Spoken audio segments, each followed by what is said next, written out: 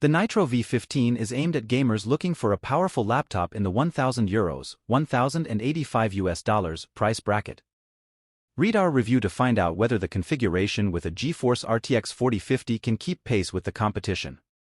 Two main variants of the Nitro V15 are available in Germany right now. Whilst the base model featured in this review costs around €900, $980, and comes with a Core i5-13420H, 12 threads, and a 512GB SSD, the more expensive model will set you back roughly €200, $218 more and boasts a Core i7-13620H, 16 threads, and a 1TB drive. Both variants are configured with the same 16 GB of DDR5 RAM and a dedicated GeForce RTX 4050. They also use a matte IPS display with the usual Full HD resolution, 1920 by 1080, and 144 Hz capability.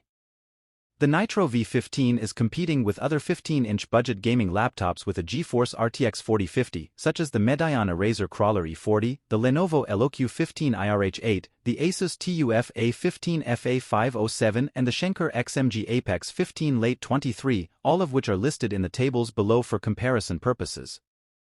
The V15 is aesthetically pleasing. The gray-blue design on the lid, in particular, provides a breath of fresh air. However, you shouldn't expect too much from the chassis in terms of quality.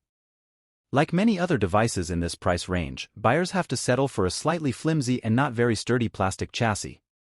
At least the 15-inch laptop has a clean fit and finish as well as a solid max opening angle approximate 140 degrees, though its hinges could be somewhat stiffer and less wobbly.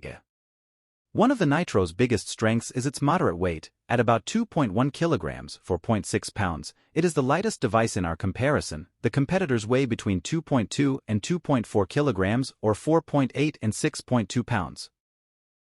The device also doesn't look bulky thanks to its svelte silhouette.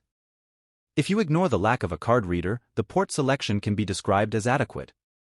Although we would have liked to see one more USB-C port, the 3 USB-A 3.0 and 1 Thunderbolt 4 port are still decent for a budget gaming laptop. The Nitro V15 also sports a fold-out Ethernet port, a HDMI 2.1 output, an audio jack and a Kensington slot. The interfaces are fairly well distributed across the device. That said, some of the ports could have been placed slightly further back to make using a mouse easier. The Wi-Fi performance is mediocre at best. The built-in Intel wireless module, Wi-Fi 6AX203, doesn't deliver top-notch performance when sending and receiving data, but the speeds we obtained are fairly stable.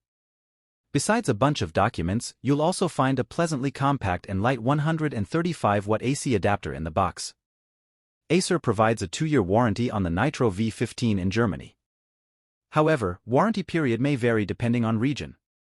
The input devices are neither awful nor superb.